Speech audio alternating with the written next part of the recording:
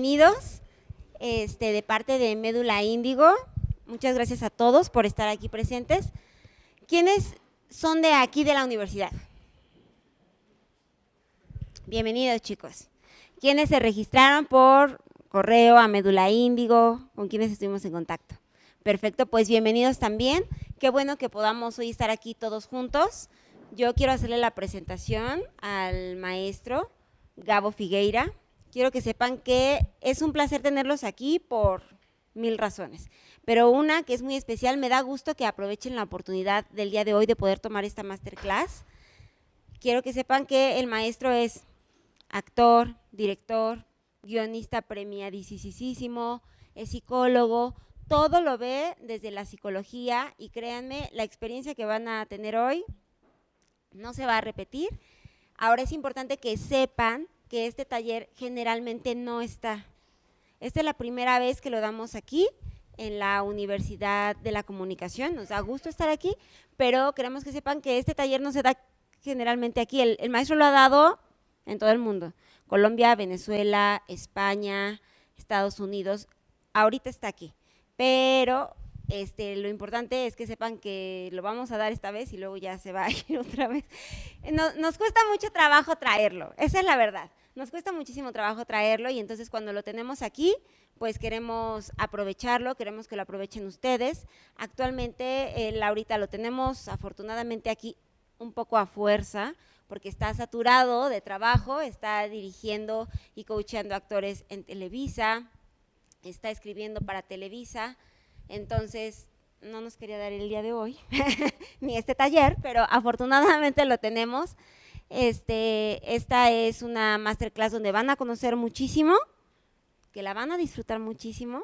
Les pido a todos que cualquier duda que tengan técnica de baño o de cosas así, yo voy a estar por aquí. Y todo lo demás, pues nada, disfruten mucho al maestro Gabo Figueira. Sí, gracias. ¿Cómo están, chicos? ¿Bien? Bien, bien, bien, bien. Se nos fue la luz, pero no importa, ahí estamos. Pues nada, gracias Alejandra por la presentación. Pues nada, pues lo que ella ya les comentó, yo soy Gabo Figueira, soy actor. Siempre hago el énfasis de que soy actor en ejercicio, porque sí es totalmente válido que luego un maestro de actuación se dedique exclusivamente a la parte académica, ¿no? A dar talleres o a formar artistas desde la universidad o desde cualquier otra institución, pero no ejerce la actuación, es totalmente válido. La diferencia es que cuando uno la ejerce, cuando uno está en ejercicio, sabe lo que está pasando allá afuera, sabe lo que… Comenzamos ya con, perdónenme, tengo mucho tiempo en España y comienzo a decir palabras que luego aquí suenan feo, ¿no? Pero comenzamos ya a jodernos un poco con este tema de el manager, el casting, la selección, el callback y todas estas cosas que a veces en el aula suenan muy bonitas, ¿no? Suena todo muy hermoso y todo es perfecto y todos vamos a ser actores y vamos a triunfar y vamos a ganarnos un montón de premios y vamos a vivir totalmente de la actuación. No vamos a poder salir a la calle porque nos van a saturar de autógrafos. Y luego la realidad es otra, ¿no? La realidad es otra. Entonces cuando uno la ejerce, uno da las clases, pero al mismo tiempo la ejerce, y cuando uno trabaja de forma fija en el medio, también detrás de cámara, que es lo que he estado haciendo últimamente, uno se da cuenta de otras realidades, que son parte de lo que a mí me gusta hablar con los actores y hablarlo de frente y sin hacerlo desde el lugar de la ilusión, sino desde la realidad de qué es lo que está sucediendo, qué es lo que pasa en el medio, aquí en México, y bueno, y otras realidades, por ejemplo la de España, que es donde vivo, que es otra realidad totalmente diferente. Si alguno de ustedes quiere trabajar en algún momento por allá, pues ya conocerá, ya les contaré cómo es la cosa por allá o cómo es la cosa en los Estados Unidos, porque aparte de… hay gente que me dice que soy un poco el diablo, pero sí hay algo de eso, porque trabajo con Televisa y trabajo con Telemundo, eso es sacrilegio, ¿ok? Es sacrilegio, pero lo hago. Entonces soy uno de los poquillos que trabaja para Dios y para el diablo. No me quiero extender aquí a contarles sobre… pasamos No les quiero contar, pues, sentarme aquí a hablarles de mí, porque ciertamente, pues ustedes, al estar ahí sentados, obviamente quieren saber quién es esta persona que está aquí al frente, pero aquí todo ahorita aparece en redes sociales, ahí todo aparece en internet, ustedes ponen Gabo Figuera y sale toda la información y más fácil nos ahorramos unos minutos de la clase. Pero básicamente lo que medio se ve, porque no se ve muy bien, lo que se ve allí es que la mayoría de los trabajos que he hecho como actor han sido ha sido desde el cine, que es lo que más trabajo, es lo que más me apasiona hacer. Ya he protagonizado 6 películas en diferentes países, Venezuela, Colombia. Aquí en México todavía no he hecho cine, solamente he hecho cortometrajes, tanto actuando como dirigiendo. Esperemos que pronto salga ya alguna película en la que actúe yo acá en México, porque me encanta el cine. Si ustedes no lo sabían, México produce más cine que España, para que sepan, no más. La verdad que luego no salen en salas de cine, mucho va para festivales, muchísimo va para festivales, pero al fin y al cabo a la hora de actuar da igual si sale en salas de cine o sale en festivales, al fin y al cabo lo importante es actuar, tener la experiencia, tener el currículum y demás. Pero para que tengan ese dato, aquí se hace más cine que en España, y eso que en España se hace bastante, ¿no? Bueno, esto es un cortometraje que hice que ganó un premio aquí en México, que es Phil, y El actor y las emociones, que es el primer libro que escribí de 2 sobre la técnica que vamos a ver el día de hoy. Este libro estaba hasta hace 2 años en venta, pero ¿qué creen? No, me lo conseguí en el corredor en el centro de libros plagiados, entonces me tocó bajarlo. Y en Colombia también me lo tenían plagiado, entonces dije, pues no, como dicen acá, se chingan, y no, no lo saqué más, pero ya lo vamos a volver a sacar una nueva edición antiplagio, a ver si no me lo corren. Bueno, y aquí son un poco las empresas con las que normalmente trabajo. Ahí aparecen otras, como Netflix, como Disney, y les explico un poco qué pasa allí. Yo llevo 10 años en México, ahorita vivo en España, pero viviendo llegué a México fue hace 10 años, y di clases por muchos años en Casa Azul, cuando estaba aquí en la Roma. Cuando estaba Ignacio era el director, ¿no? De hecho, una de las sedes donde yo comencé a dar clases ahorita es de la Universidad de la Comunicación, justamente, ahí en la calle México 200, ¿no? Bien bonita esa sede, si no la conocen. Sigo dando clases eventualmente en MM Studio de Patricia Reyes Espíndola. Entonces, generalmente, la interpretación siempre la llevé, como les estaba comentando, al lenguaje cinematográfico, ¿vale? Y eso hay pocos maestros aquí en México que lo hacen. Entonces, cuando llegó la pandemia o cerca de la pandemia, me comenzaron a llamar directores de casting que ya me conocían por trabajo de casting en cine, o que ya conocían mis actores, conocían la metodología, y comenzaron a llamarme y decir, oye, necesito actores que trabajen el lenguaje de cine, porque no me dejarán mentir, hay un montón de escuelas que trabajan la interpretación en el teatro, teatro musical, teatro para series. Bueno, está el CEA, que es para televisión en Televisa, o el Cefat, que es para Azteca, pero la formación es netamente para tele. ¿Okay? De cine hay muy pocos espacios. Y entonces, como yo trabajaba hacia el cine, me comenzaron a llamar, y llegó un punto en que me llamaron tanto que ya dije, no, pues ya, páguenme, ¿no? De gratis ya no.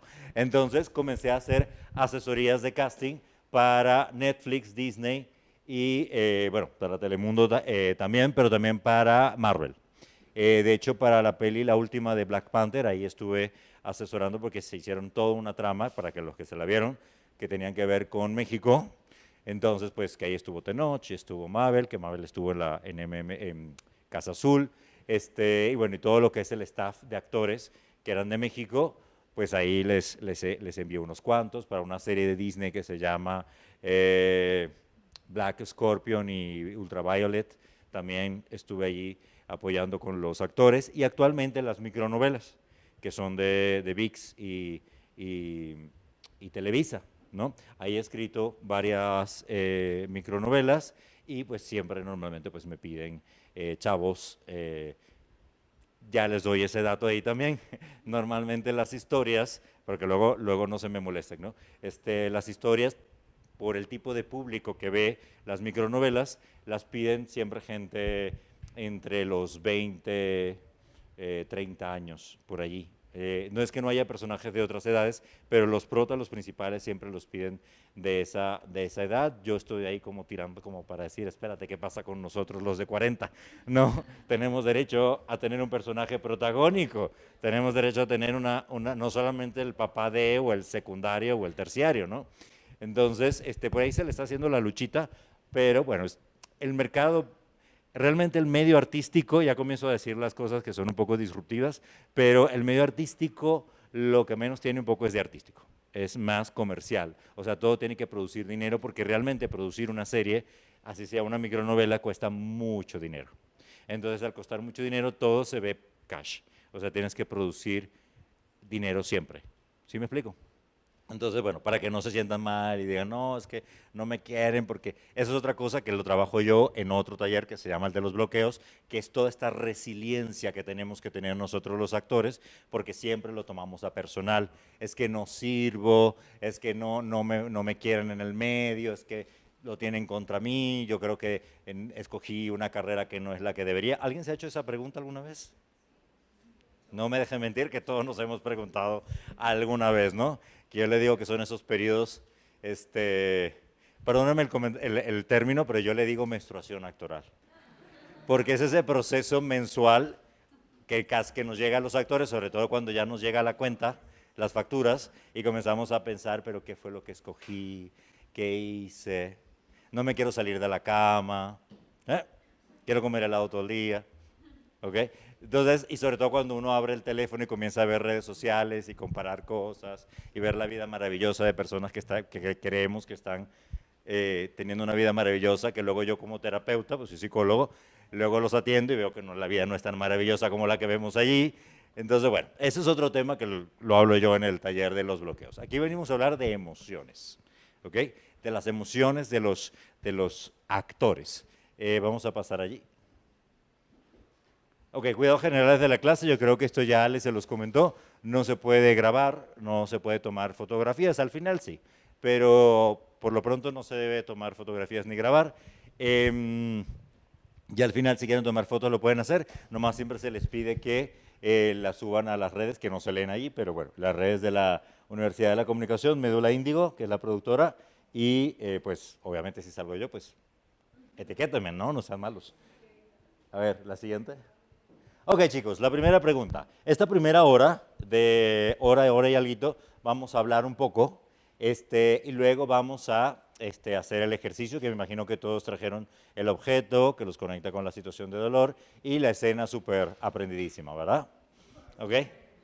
Porque vamos a pasar todos, con la escena, para que sepan. Vale. Muy bien. Entonces, ¿qué es actuar, chicos? Para ustedes, ¿qué es actuar? Sin pena.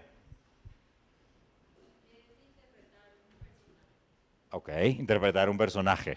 Creo que va un poquito más allá. A ver, ¿quién más? Representar una situación. Los pintores también representan situaciones, ¿no? O los directores también representan situaciones. A ver, ¿qué más? Eso es muy importante, transmitir emociones, porque si un actor no es capaz de transmitir emociones, no vale nada, simplemente está contando una historia, ¿ok? Pero no está moviendo al público y es súper importante mover al público. Luego vamos a ver la diferencia entre ciertos tipos de interpretaciones, ¿no? Que luego termina siendo un poquito polémico, pero yo digo siempre cosas polémicas, así que no hay problema. A ver. Para mí actuar es poder prestar tu cuerpo a un personaje.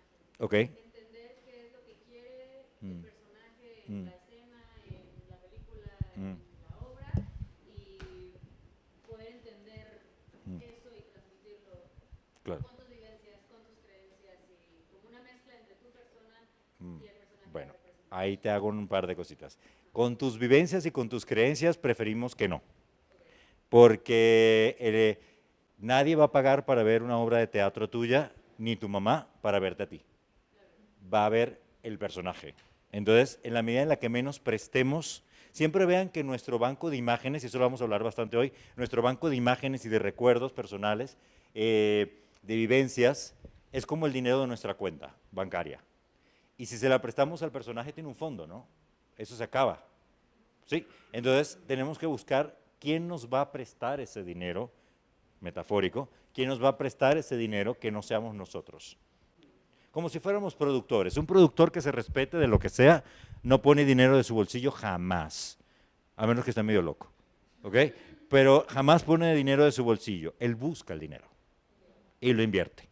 Y después le devuelve la retribución correspondiente a los que invirtieron. ¿Sí? Esa es su misión. Nosotros tenemos que hacer un poco eso. Tenemos que buscar las emociones o los recuerdos que nosotros le vamos a poner al personaje, pero no usar los nuestros porque eso es como nuestro dinero, ¿vale? Para que lo tengamos. Y otra cosa que dijiste que es muy interesante, que es prestar nuestro cuerpo. Cuidado porque a veces el personaje no te lo devuelve. ¿Ok?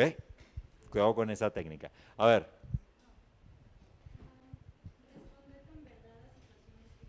Ok, esa siempre me la dicen, que esa está así memorizada. Sí, por ahí va la cosa. ¿Qué más? Es vivir la experiencia de otro ser que nos ficticio ¿Mm? en esos instantes. Ok. Sí, que a veces el personaje no es ficticio, a veces hacemos biopics y son personajes reales y tenemos que representarlos. Es vivir plenamente esa experiencia.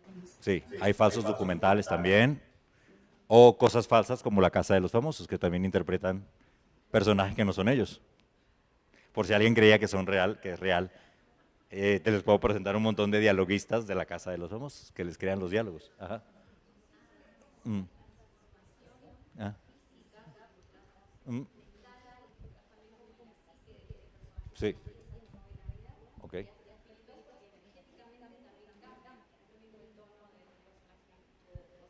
Sí.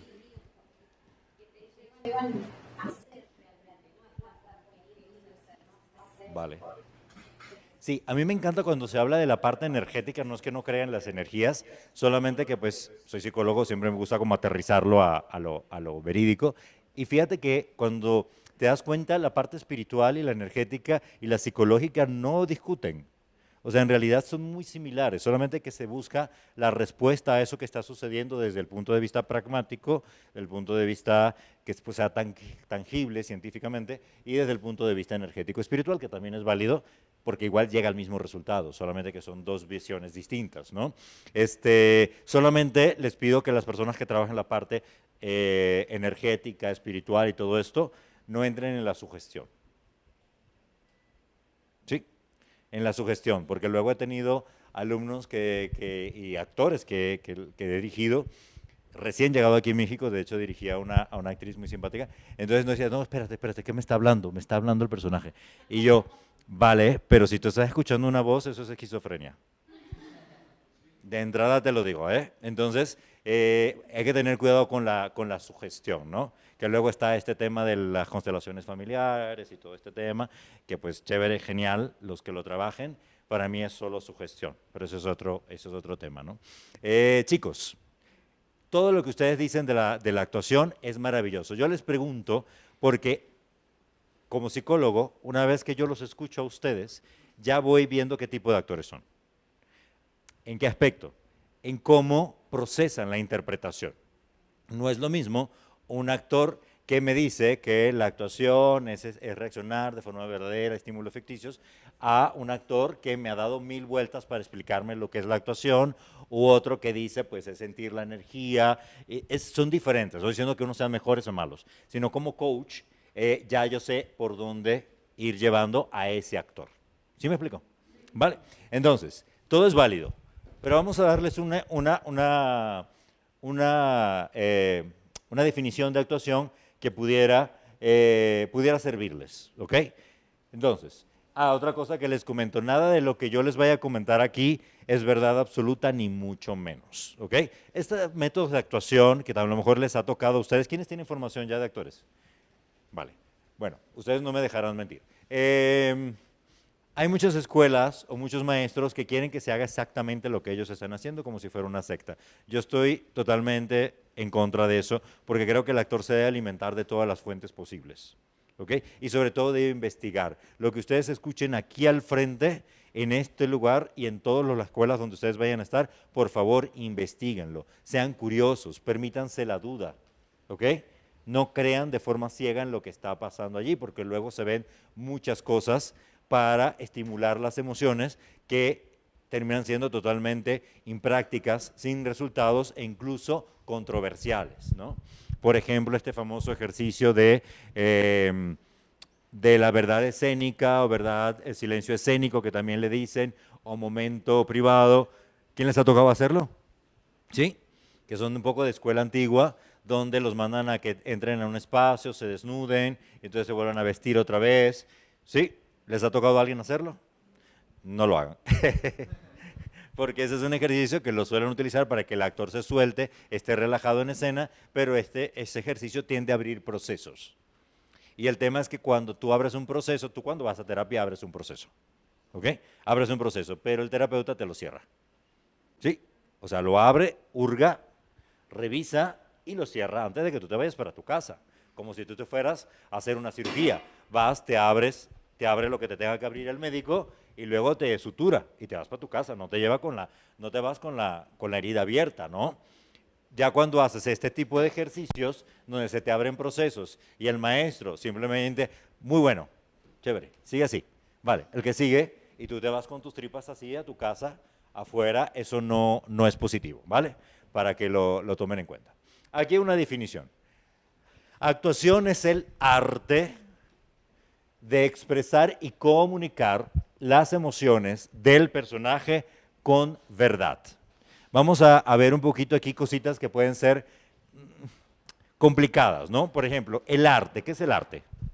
Uy, nos metemos en un tema grandísimo, ¿no? Duchamp todavía en su momento hizo su definición del arte, que el arte es todo aquello que yo defino como arte, y todavía sigue la discusión de qué es realmente arte y qué no es arte, ¿no?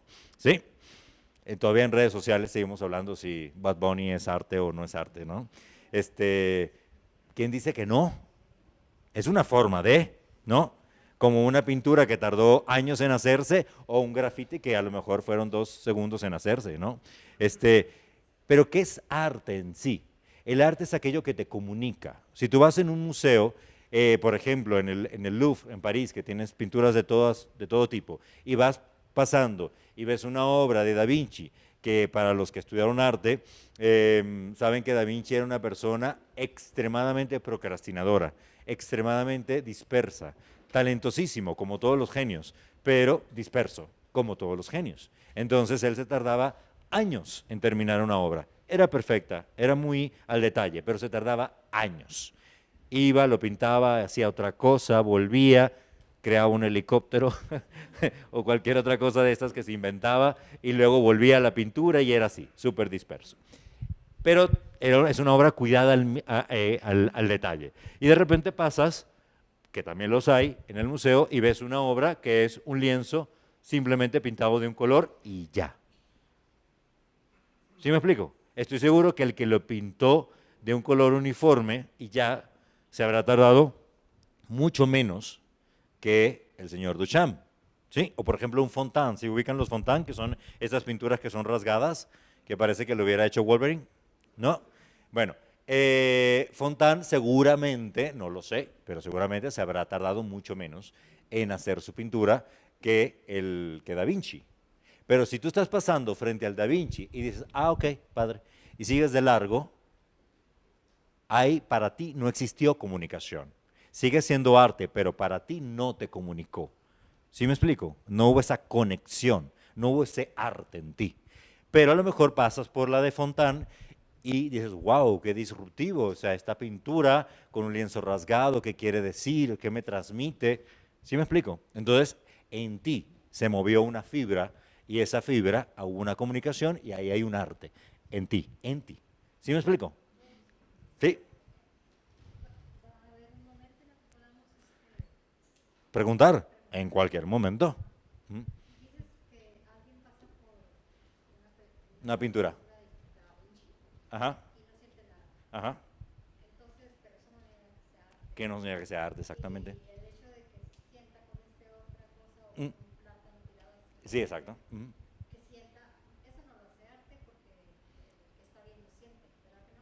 Depende, si la persona se comunica con eso y lo mueve de alguna manera, el arte es el movimiento de emociones.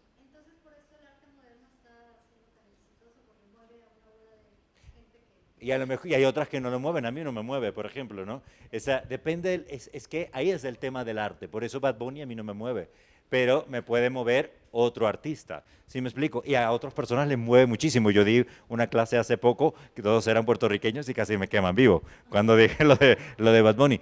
Depende de la comunicación de lo que te comunique, de lo que te transmita. A lo mejor a ti te comunica y te transmite una novela clásica de Televisa, y a lo mejor a mí no, pero a otras personas sí. ¿Sí me explico? Entonces, el arte está en buscar la comunicación con ese público específico, y por eso las producciones, en lugar de, porque no existe, y así no me dejes mentir, no existe una sola producción que sea absolutamente universal, que atrape a todos los públicos. Hasta el sol de hoy no existe una que atrape absolutamente a todos. Una pintura que atrape absolutamente a todos, una canción que atrape a todos, porque no es posible. ¿Sí me explico? Hay una comunicación que va para un determinado público y por eso se segmenta las programaciones. ¿Sí? ¿Sí me explico? Muy bien. Entonces, por ejemplo, lo de las micronovelas, que hay un segmento que es juvenil y todo este tema, que no es el mismo público de la telenovela de las 9 de la noche de Televisa o de Azteca. ¿Vale? Entonces, expresar y comunicar, porque por aquí dijeron algo maravilloso, creo que fuiste tú, no me acuerdo quién fue, que la actuación es expresar emociones. Sí, pero tiene que comunicar, no solo expresar. Porque si no la comunicas no pasa nada, como lo de la pintura. ¿Sí? Por ejemplo, siempre hago este mismo ejemplo, la pobre, ya le deben picar los oídos a la pobre Itati Cantoral. Imagínense que entra Itati Cantoral por aquí, llorando, gritando, diciendo, ¡maldita lisiada! ¿No? ¿Lo han visto ese meme? ¿Ok? Y ella, si ustedes se fijan, tiene los ojos brillosos, están húmedos, porque se supone que ella está sufriendo por eso. Porque ella realmente sí se enamoró de este tal Nandito. Una novela muy vieja, pero sí se enamoró, por primera vez se enamoró. ¿Ok? Entonces, se supone que esta mujer está movida emocionalmente. Pero en lugar de llorar, muchos de ustedes pasa eso que acaban de hacer, se ríen. ¿Por qué? Porque la comunicación no se está dando. Está enviando otro código y ese código nos da risa. ¿Sí me explico? Pero si entrara en este momento acá una mujer asiática de la que no entendemos su idioma, ¿ok? Y entra llorando, desesperada, con un niño desmayado en brazos, y tú no le entiendes nada porque no sabes su lengua, pero está llorando, está movida emocionalmente, posiblemente nos va a mover a nosotros emocionalmente. Sí, a menos que tengamos un rasgo de psicopatía. ¿Ok? Pero si no lo tenemos, posiblemente nos va a mover a pesar de que no estamos entendiendo absolutamente nada. ¿Por qué? Porque hay comunicación, a pesar de que no la entendemos. ¿Sí me explico? Por eso muchas personas hablan con ustedes en perfecto español y ustedes no les creen nada. Y hay otras que no necesariamente tienen que hablar en su idioma para entenderles. O a lo mejor ni siquiera tienen que hablar, que eso lo vamos a ver más adelante. ¿Ok? Quédense con esta frase que la vamos a hablar, o con este ejemplo que vamos a hablar más al ratito. Por ejemplo, la persona que le dice, te amo. Y tú, no te creo. ¿No les ha pasado? ¿Sí? ¿Ok? Y tú como que no te creo. Pero hay otras veces que esa persona u otra persona se te queda en un segundo de silencio mirándote directamente a los ojos, sonriendo, y tú dices, ay, aquí hay algo, ¿no? ¿Qué me está diciendo esta persona? Incluso hasta te puede incomodar un poco como, ¿no? Aquí va a pasar algo. ¿No les ha pasado? ¿Ok? Porque está comunicando, ¿vale? Entonces, expresar y comunicar las emociones del personaje, no las mías. ¿Ok? A las mías no les interesa a nadie, ¿vale? Con verdad. Uy, aquí nos metemos en un gran problema. ¿Qué es verdadero para ti en la actuación? Esto famoso que dicen orgánico, porque ahora todo el mundo dice, Hay que ser orgánico, orgánico. En la actuación sí siento que es algo que conecta contigo, o sea, ahí sí es parte de tu esencia que va hacia... Que le vas a prestar tu esencia hacia la otra persona. Sí, porque evidentemente, como la asiática que acabo de comentar, le está pasando a ella, no lo está actuando. O sea, y te va a comunicar porque es algo real que le está sucediendo, pero es limitado. Es limitado, se te va a acabar. Tus emociones, tus recuerdos personales se te van a acabar en algún momento para usarlos en la actuación. No los recuerdos, me refiero como a la esencia del sentir. ¿Pero por De qué? alguna manera, o sea, seguro que sí, en el fondo te conecta con cosas que te han pasado, pero no es que recuerdes específicamente. Ah, tú dices de que te pongas en los zapatos del personaje. Vale, de eso también vamos a hablar ahora, para ver si es tan real. ¿Qué es verdad? En escena, ¿no?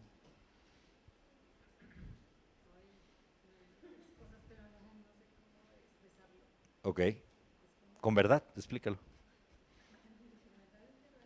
Ok, la verdad es verdad para ti. ¿Por allí? Dime. Que el público le crea a eso que está para allá, que le mueva algo. ¿La realidad es qué? Sí, claro, pero ¿cómo? ¿Qué es verdad? ¿Qué es verdad? ¿Qué es verdad? Que parezca realidad, que emule la realidad.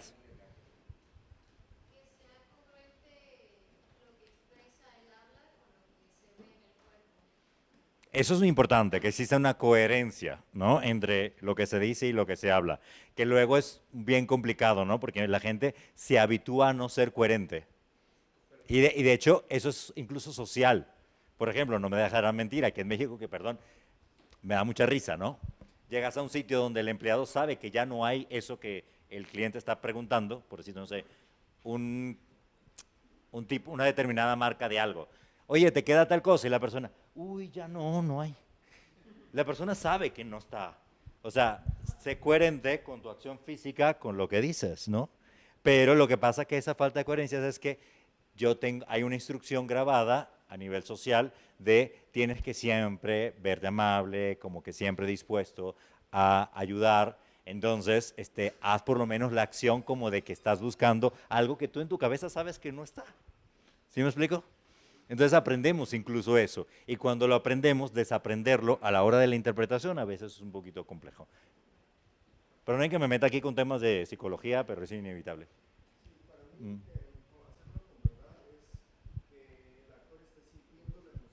Mm. Comunicarlo. Mm.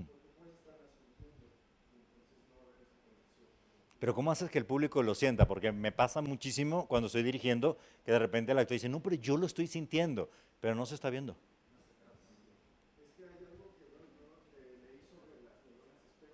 Va, ahorita vamos para allá, no me te lo adelantes, pero buen punto, ahí vamos, justo en las neuronas espejo. Ajá. El actor de doblaje tiene que recrear la emoción para transmitirla y se fusione con la imagen. Claro. Parezca con verdad la actuación. Sí, en el doblaje es súper importante que esté expresada la emoción, porque si no, pues no embona de ninguna manera. ¿Alguien me iba a decir algo acá? A ver. La reacción que nos están mostrando, darle a entender al público la importancia que tiene ese momento, lo que va a causar más después. No entendí. Bueno, yo es que estaba pensando en lo de actuar, basado en Sí. acción, reacción, acción. Ajá, ajá. ¿Y tú crees que la actuación es acción-reacción? Un poco, tiene que ver un poco. Tal vez es más en la narrativa. Vale. Cuidado con eso. Vamos a quedarnos con eso con el caso tuyo, la acción y reacción. Acción-reacción. Vamos a ver si realmente la actuación es simplemente acción y reacción, como dicen por allá. Dime. Bueno, la verdad no es el aquí y el ahora, ser nosotros mismos. Eso no es verdad. Claro, pero el mentiroso también está en el aquí y en el ahora tratando de mentirte.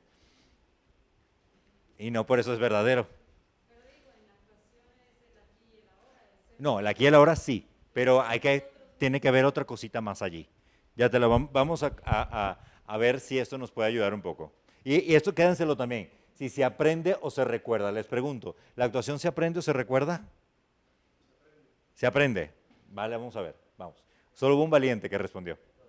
A ver, chicos, Rapidito, porque eso no va a ser una clase de teoría de la actuación, ni mucho menos, porque la mayoría de ustedes ya esto se lo saben, ¿no? Todos los que ya han sido actores. ¿Qué es verdadero? ¿Sí ubican a este señor de aquí? No se ve casi, pero ahí. ¿Quién es? Stanislavski, ¿vale? Y aquí, Lee Strasberg. ¿Y este? Meisner, sí, muy bien. Muy bien, los actores que vinieron acá están preparados. Chicos, ¿qué es verdadero? Bueno, yo he dado tantos años, llevo 25 años dando estas clases que seguramente ya alguien lo copió y ahora lo repite. Pero les voy a dar esta información que a lo mejor les puede ayudar. El señor Stanislavski, como todos ustedes lo saben, se le llama el padre de la actuación porque fue el primero que establece una teoría como tal sobre la interpretación, un método como tal de la actuación. Actuación existe desde la época de las máscaras, del teatro griego, incluso más atrás, ¿ok? Pero metodología como tal, estructurada, el primero que llega a ese nivel es el señor Stanislavski, ¿ok? Y Stanislavski, pues para que ustedes si no lo sabían, él también era actor, solo que era una persona extremadamente introvertida.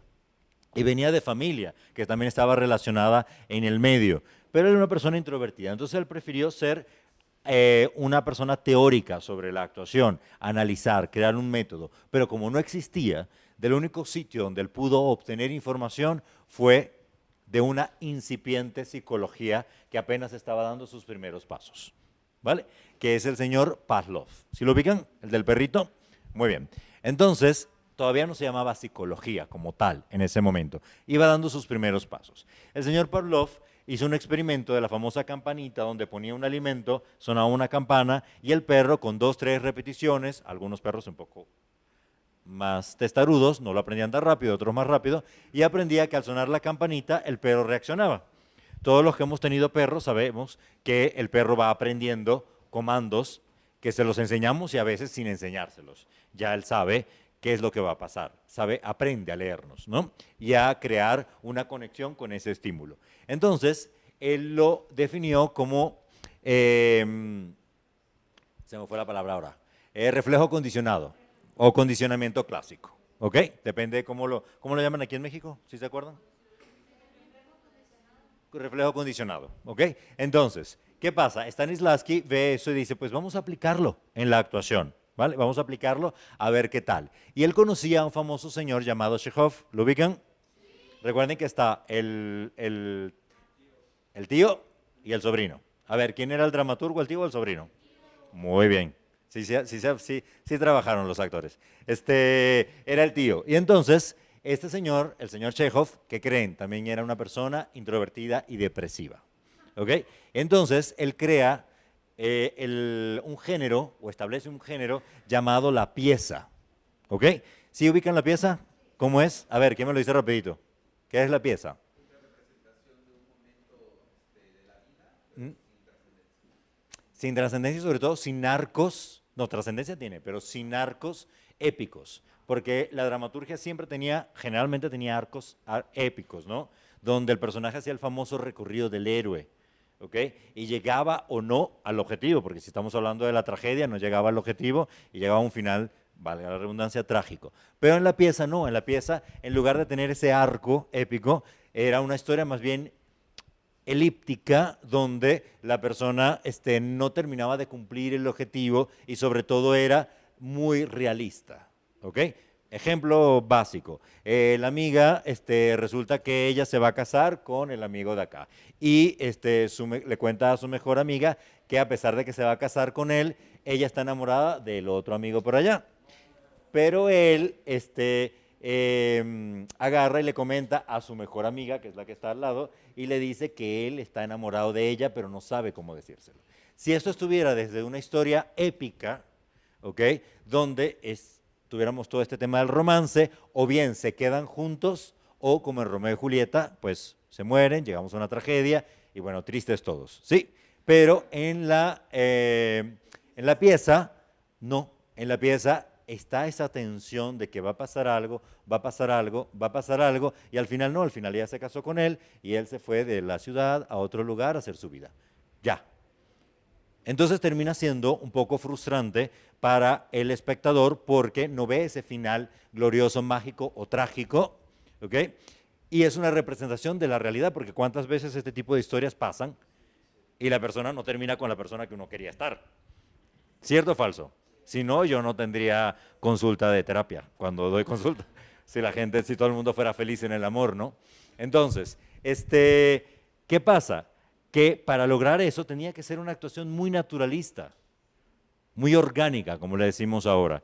Y tenía que buscarse una verdad, porque si solo nos basamos en la metodología que viene desde el teatro clásico, que era todo muy marcado, el público no se va a conectar con algo que no tiene grandes arcos épicos, sino era una muestra de la realidad. Entonces, cuando presentaron la famosa obra de La Gaviota al señor Chekhov, la primera vez, fue un rotundo fracaso. Nadie le gustó porque no conectaba.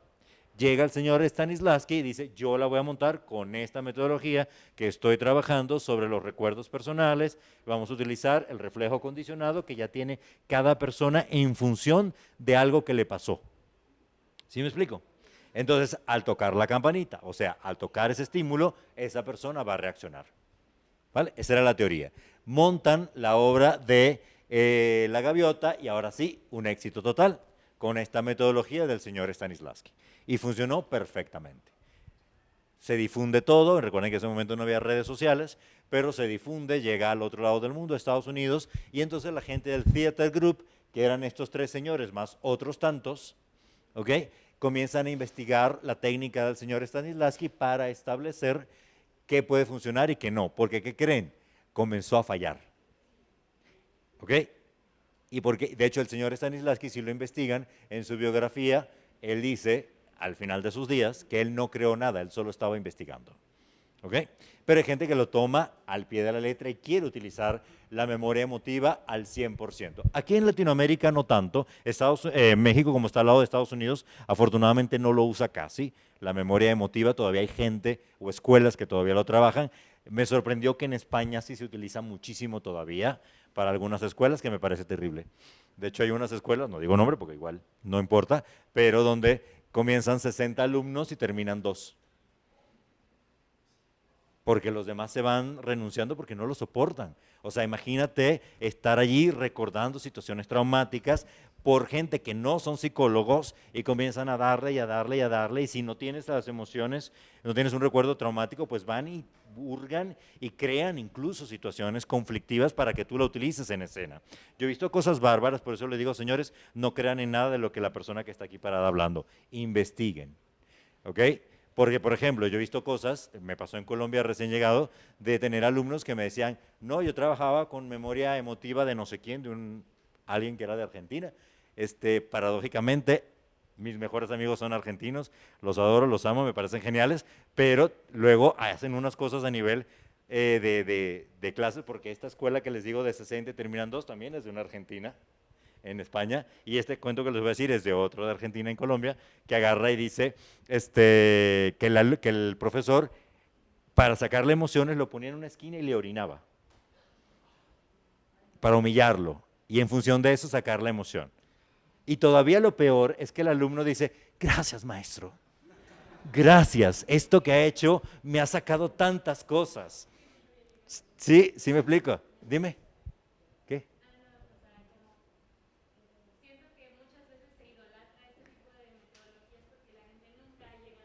Porque no ha llegado a esos niveles, pero no sabe que se está haciendo una lobotomía actoral. O sea, estás tratando de sanar algo con electroshocks. Y eso no es así, ¿ok? Señores, no permitan ese tipo de cosas, ¿ok? La humillación, la confrontación personal para lograr emociones, eso es vieja guardia, eso no se usa, ¿ok? Para nada. A mí me ha tocado ver, tampoco digo nombres, pero me ha tocado ver en los... Esto se está grabando, Dios mío, terrible, pero no digo nombres. Me ha tocado ver en los sets en Televisa, productores y directores tragándose vivos a los actores para sacarles una emoción, para moverlos. Eso no se hace, chicos, ¿ok? No es necesario. Mi integridad psicológica, mi salud mental vale más que cualquier otra cosa, ¿vale? Entonces no se dejen mover desde ese aspecto. Entonces, ¿qué es lo que sucede? ¿Qué pasó con Stanislavski? Sencillo, algo que se llama la curva del duelo o el ciclo del duelo. ¿Lo han escuchado? ¿A nadie? ¿Sí? ¿No? Bueno, sencillo, súper fácil. Tienen una situación traumática. Se murió alguien. ¿Qué pasa? Primero, shock. ¿Ok? Imagínense que esto es una curva, está en el tope. Shock. Negación. No es posible, no lo puedo creer, no, no, no, porque se murió. El momento donde la persona comienza a golpear en todos lados, a tirarse al suelo. No lo puedo creer, no lo acepto, no lo acepto, no lo acepto. ¿Ok? Negación. Porque tu cerebro necesita negar ese momento para poder superarlo, para poderlo drenar. Luego, ahí sí viene la curvita que va hacia abajo, donde está el momento de la tristeza, la depresión, donde la persona dice, porque se fue, porque me dejó, había tantas cosas que yo quería decir, este famoso balance contable de qué hice, qué no hice. ¿Sí me explico? Entra en ese proceso y ahí es donde la persona llora.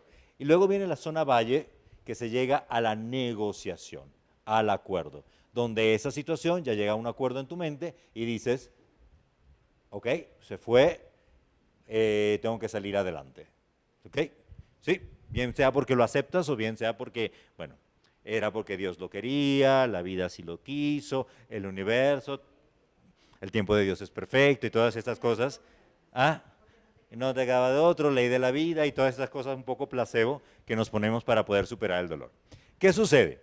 Que cuando tú vas a terapia y cuentas un suceso traumático, un suceso doloroso, una pérdida, una separación, una infidelidad, pérdida de trabajo, lo que sea, como terapeuta, uno lo que hace es preguntarle qué pasó, pero luego en esa misma sesión o en otras sesiones, uno le vuelve a preguntar lo mismo. Y se lo vuelve a preguntar.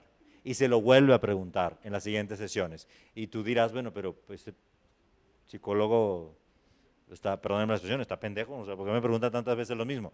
¿Por qué? Porque uno como terapeuta no puedo quitarte el dolor. No te lo puedo quitar, no puedo hacer que no lo sufras. Lo que puedo hacer es que tardes el menos tiempo posible en sanarlo.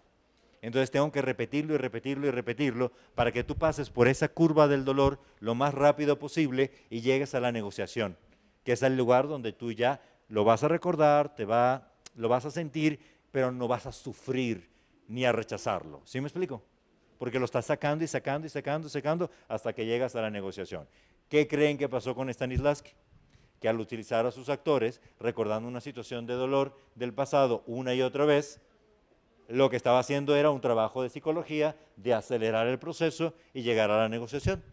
Y entonces el actor llegaba porque en estos casos no estábamos hablando de cine específicamente, supongamos en la parte del teatro, llegabas a la sala del teatro en pleno escenario y ya habías llegado a tu negociación, entonces el llanto no salía, o la ira, o el miedo, o lo que quisieras trabajar, ya no salía porque ya habías negociado. Claro, no, ya habías acordado, ya lo habías acordado. ¿Sí me explico? Y por eso les digo que es un recurso limitado, se agota, por un lado. Por el otro lado, cuando recuerdas un proceso del pasado, estás activando las conexiones neuronales, los químicos, las hormonas que se generan a la hora de llorar, o a la hora de reír, o a la hora de tener ira, etc. ¿Sí me explico? Hay muchos experimentos al respecto. Si se han fijado de esto de que ponen cablecitos en un deportista que comienza a correr y en su mente se están liberando los mismos químicos de como si estuviera en la carrera. Eso pasa con ustedes como actores cuando están recordando un suceso personal. Y no es sano. No es sano. Después viene la depresión, luego viene la ansiedad, y etc. Y aparte que los actores stanislavskianos, en su momento, cuando se quedaban desgastados, porque ya se les había llegado a la negociación, provocaban las situaciones. Entonces, si yo tengo que hacer unas escenas con ella y yo peleo con ella, entonces yo buscaba pelear con ella en la vida real. Para eso luego prestárselo al personaje. ¿Eso es sano? Evidentemente no, ¿ok? Como persona, como lo que sea, ¿vale? Entonces, ¿qué pasa con ellos? Ellos sabían de esto y simplemente comenzaron a hurgar para sacar qué podía ser positivo y no. En el caso del señor Lee Strasberg dijo, bueno, no utilizaremos los recuerdos directamente, sino que vamos a hacer lo que dijo la compañera. Vamos a ponernos en los zapatos del personaje, ¿ok? Vamos a preguntarnos, ¿qué pasaría si yo estuviera en la situación de este personaje? Y eso le llamó memoria afectiva, que es diferente a la memoria emotiva. Voy a prestar mis afectos, ¿sí? La relación que tengo con el personaje. ¿Sí está? ¿Ok? me voy a poner en los zapatos del personaje, voy a hacer como si estuviera en esta situación a nivel emocional, ¿vale? ¿Ok? ¿Qué pasa? ¿Funciona o no funciona? Todo funciona. Todo funciona. El tema es que si yo voy a poner como cuestionamiento, ¿qué pasaría si yo estuviera en la situación del personaje? No estoy limitando al personaje. La primera película que yo protagonicé en Colombia era de un pedófilo. Y paralelo a eso, yo apoyaba una fundación de niños abusados sexualmente. O sea, yo veía en carne viva a los niños que habían sido abusados de 0 años de edad hasta, yo solo podía llegar hasta 6 años, de 6 años era otra persona, yo llegaba hasta los 6 años. De niños que habían padecido eso, el terrible momento de un abuso sexual. ¿Cómo diablos yo podía interpretar a un pedófilo? Si yo me pusiera a preguntarme, ¿qué pasaría si yo estuviera en esa situación? De entrada, si yo estuviera en esa situación, no lo haría. ¿Sí me explico? Porque estoy absolutamente en contra de eso. Porque mis principios, lo que yo sé, lo que yo trabajaba, no me permite, por ningún motivo, siquiera pensar en esa posibilidad. ¿Sí me explico? Yo, Gustavo Gómez Figueira, alias Gabo, pero el personaje no, el personaje sí lo hacía. Entonces yo no me puedo preguntar qué pasaría si yo estuviera en la situación de los personajes, porque es limitante.